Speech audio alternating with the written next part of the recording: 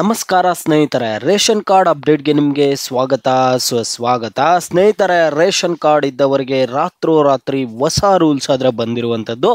ನಿಮ್ಮ ಬಳಿ ration card ಇದ್ದರೆ ನೀವು ಈ ವಿಡಿಯೋನ ಕೊನೆವರೆಗೂ ನೋಡಲೇಬೇಕು ಸ್ನೇಹಿತರೆ. ಇದು ತುಂಬಾ ಇಂಪಾರ್ಟೆಂಟ್ ವಿಡಿಯೋ. ತುಂಬ ಒಂದು ಪಾಯಿಂಟ್ಸ್ ಆದರೆ ಎಕ್ಸ್ಪ್ಲೇನ್ ಮಾಡೋದಿದೆ. ಎಲ್ಲರೂ ವಿಡಿಯೋ ಕೊನೆವರೆಗೂ ನೋಡಿ. ಅದಕ್ಕೆ ಮುಂಚೆ ನೀವ್ಯಾರಾದರೂ ನಮ್ಮ ಚಾನಲನ್ನು ಇನ್ನೂ ಸಬ್ಸ್ಕ್ರೈಬ್ ಮಾಡ್ಕೊಂಡಿಲ್ಲ ಅಂದರೆ ಈಗಲೇ ಚಾನಲನ್ನು ಪಟ್ಟಂತ ಸಬ್ಸ್ಕ್ರೈಬ್ ಮಾಡ್ಕೊಳ್ಳಿ. ಮತ್ತು ವಿಡಿಯೋಗೊಂದು ಲೈಕ್ ಆದರೆ ಕೊಡಿ. ನೀವು ಕೂಡ ಸಬ್ಸ್ಕ್ರೈಬ್ ಲೈಕಿಂದ ನಿಮ್ಗೆ ಇದೇ ರೀತಿ ಕಂಟಿನ್ಯೂಸ್ ಅಪ್ಡೇಟ್ಸ್ ಆದರೆ ಸಿಗ್ತಿರುತ್ತೆ. ಈಗಾಗಲೇ ಯಾರು ಸಬ್ಸ್ಕ್ರೈಬ್ ಲೈಕ್ ಮಾಡಿ ವಿಡಿಯೋ ನೋಡ್ತಿದ್ದೀರೋ ಎಲ್ಲರಿಗೂ ನನ್ನ ಒಂದು ಹೃದಯ ಪೂರ್ವಕ ಧನ್ಯವಾದಗಳು. ನೋಡಿ ಸ್ನೇಹಿತರೆ, ನಾನೀಗ ಡೈರೆಕ್ಟಾಗಿ ಟಾಪಿಕ್ಗೆ ಬರ್ತೀನಿ.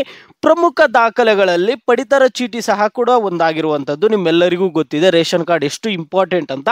ರೇಷನ್ ಕಾರ್ಡ್ ಇದ್ರೇನೆ ನಿಮಗೆ ರೇಷನ್ ಕೊಡ್ತಾರೆ, ಗೃಹಲಕ್ಷ್ಮಿ ಯೋಜನೆಯ ಹಣ ಬರುತ್ತೆ, ಮತ್ತೆ ಆಯುಷ್ಮಾನ್ ಕಾರ್ಡ್ ಎಲ್ಲ ಯೂಸ್ ಆಗುತ್ತೆ, ಮತ್ತೆ ಗೌರ್ಮೆಂಟ್ ಆಸ್ಪತ್ರೆಗಳಲ್ಲೆಲ್ಲ ನಿಮಗೆ ಆಪರೇಷನ್ ಎಲ್ಲ ಒಂದು 50% ಅಮೌಂಟ್ಗೆ ಮತ್ತೆ ಫ್ರೀಯಾಗೆಲ್ಲ ಮಾಡ್ತಿರ್ತಾರೆ. ಈ ಒಂದು ರೇಷನ್ ಕಾರ್ಡ್ ಇದ್ರೆ ಮಾತ್ರ ಸ್ನೇಹಿತರೆ. ಇನ್ನು ಕರ್ನಾಟಕದಲ್ಲಿ ಅನರ್ಹರ ಬಳಿ ಇರುವ ಕಾರ್ಡ್ಗಳನ್ನು ರದ್ದುಪಡಿಸುವ ಮಹತ್ವದ ನಿರ್ಧಾರವನ್ನು ರಾಜ್ಯ ಸರ್ಕಾರ ತೆಗೆದುಕೊಂಡಿದೆ. ನಿಮ್ಮೆಲ್ಲರಿಗೂ ಗೊತ್ತಿರುವಂಥದ್ದು ಇದು. ರಾಜ್ಯ ಸರ್ಕಾರ ಅನರ್ಹ ಕಾರ್ಡ್ಗಳನ್ನು ರದ್ದು ಮಾಡಿ ಅಂತಾದರೆ ಹೇಳಿದ್ರು. ಈಗ ಇರುವಂಥದ್ದು ಏನು ಅಪ್ಡೇಟ್ ಅಂದರೆ, ಹಾಗಾದರೆ ಯಾರಿಗೆಲ್ಲ ಕಾದಿದೆ ಮಾರಿ ಹಬ್ಬ ಎನ್ನುವ ಸಂಪೂರ್ಣ ಮಾಹಿತಿ ಆದರೆ ನಿಮಗೆ ತಿಳಿಸ್ಕೊಡ್ತೀನಿ ಸ್ನೇಹಿತರೆ. ರಾಜ್ಯದಲ್ಲಿ ಈಗಾಗಲೇ ನಕಲಿ ದಾಖಲೆ ಸೃಷ್ಟಿಸಿ ಪಡೆದಂತಹ BPL ಕಾರ್ಡ್ಗಳನ್ನು ರದ್ದುಪಡಿಸಿ ಅಂತ ಅವರನ್ನು APLಗೆ ಸೇರ್ಪಡೆ ಮಾಡುವ ಕೆಲಸವನ್ನು ಸರ್ಕಾರ ಆಲ್ರೆಡಿ ಮಾಡಿತ್ತು.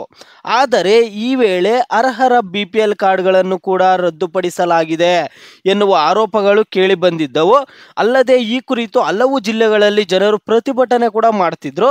ಬಳಿಕ ಎಚ್ಚೆತ್ತ ರಾಜ್ಯ ಸರ್ಕಾರ ಅರ್ಹರಿಗೆ ಮತ್ತೆ BPL ಕಾರ್ಡ್ಗಳನ್ನು ಒದಗಿಸಿ ಅವರಿಗೆ ಸಿಗಬೇಕಾದ ಪಡಿತರವನ್ನು ನೀಡಲಾಗುತ್ತದೆ ಎಂದು ಭರವಸೆ ನೀಡಿತ್ತು.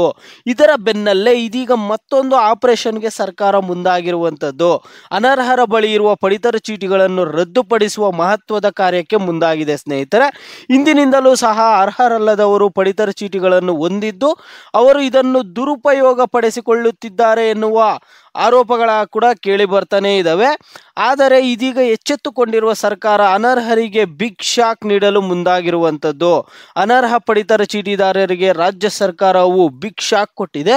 ಅನರ್ಹರ ಪತ್ತೆಗೆ ಮಹತ್ವದ ನಿರ್ಧಾರ ಕೈಗೊಂಡಿದೆ. ರಾಷ್ಟ್ರೀಯ ಆಹಾರ ಕಾಯ್ದೆ ಉಲ್ಲಂಘಿಸಿರುವ ಮತ್ತು ಅನರ್ಹ ಪಡಿತರ ಚೀಟಿ ಪತ್ತೆ ಉದ್ದೇಶದಿಂದ ಥರ್ಡ್ ಪಾರ್ಟಿ ಸಮೀಕ್ಷೆಗೆ ರಾಜ್ಯ ಸರ್ಕಾರ ಮುಂದಾಗಿರುವಂಥದ್ದು. ಈ ಮೂಲಕ ಅನರ್ಹರಿಗೆ ಬಿಸಿ ಮುಟ್ಟಿಸಲು ಸಿದ್ಧತೆ ಆದರೆ ನಡೀತಿದೆ. ರಾಜ್ಯದಲ್ಲಿ 44 ಲಕ್ಷ ಅನರ್ಹ ಪಡಿತರ ಫಲಾನುಭವಿಗಳು ಇದ್ದಾರೆ ಎಂದು ಪತ್ತೆ ಹಚ್ಚಿ ಕಾರ್ಡ್ ರದ್ದುಪಡಿಸಲು ರಾಜ್ಯ ಸರ್ಕಾರ ಥರ್ಡ್ ಪಾರ್ಟಿ ಸೇವೆಗೆ ನಿರ್ಧರಿಸಿದೆ. 2011ರ ಜನಸಂಖ್ಯೆ ದತ್ತಾಂಶದ ಪ್ರಕಾರ 4,193,130 ಸ್ವೀಕೃತದಾರರ ಮಿತಿ ನಿಗದಿ ಮಾಡಲಾಗಿದೆ. ಆದರೆ 44 ಲಕ್ಷಕ್ಕೂ ಹೆಚ್ಚುವರಿ ಪಡಿತರ ಚೀಟಿಗಳು ಇರುವುದಾಗಿ ತಿಳಿದು ಬಂದಿರುವಂಥದ್ದು. 2011ರ ಜನಸಂಖ್ಯೆ ದತ್ತಾಂಶದ ಪ್ರಕಾರ ರಾಜ್ಯದಲ್ಲಿ 11,99,700 ಅಂತ್ಯೋದಯ AAY ಮತ್ತೆ 4,01,93,130 ಸ್ವೀಕೃತದಾರರ ಮಿತಿ ನಿಗದಿ ಮಾಡಿದೆ. ಆದರೂ ರಾಜ್ಯದಲ್ಲಿ ಆದ್ಯತಾ ಕುಟುಂಬ ಮತ್ತು AAY 44 ಲಕ್ಷಕ್ಕೂ ಹೆಚ್ಚು ಇರುವುದು ಕಂಡು ಬಂದಿರುವಂಥದ್ದು. ರಾಜ್ಯ ಸರ್ಕಾರದ ಮೇಲೆ ಹೆಚ್ಚುವರಿ ಆರ್ಥಿಕ ಹೊರೆ ಬಿದ್ದಿದೆ.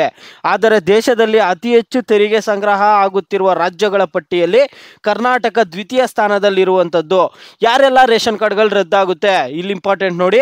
ವಾರ್ಷಿಕ ಆದಾಯ 1.20 ಲಕ್ಷಕ್ಕಿಂತ ಹೆಚ್ಚಿರುವಂತಹ ಕುಟುಂಬ, 3 ಎಕರೆಗಿಂತ ಹೆಚ್ಚಿನ ಭೂಮಿ ಹೊಂದಿರುವವರು, ಸರ್ಕಾರಿ ಅನುದಾನಿತ ಸರ್ಕಾರಿ ಸಂಯೋಜಿತ ಸಂಸ್ಥೆಗಳಲ್ಲಿ ನೌಕರರ ಕಾರ್ಡ್ ರದ್ದು ಮಾಡ್ತಾರೆ. 1000 ಚದರಡಿ ಪಕ್ಕಾ ಮನೆ ಹೊಂದಿದವರ ಕಾರ್ಡ್ ರದ್ದಾಗುತ್ತೆ. ಆದಾಯ ವೃತ್ತಿ ತೆರಿಗೆ GST ಪಾವತಿದಾರರ ರೇಷನ್ ಕಾರ್ಡ್ ಕೂಡ ರದ್ದಾಗುತ್ತೆ. ವಾಣಿಜ್ಯೇತರ ವಾಹನ ಹೊಂದಿದವರ ಪಡಿತರ ಚೀಟಿ ರದ್ದಾಗುತ್ತೆ ಸ್ನೇಹಿತರೆ.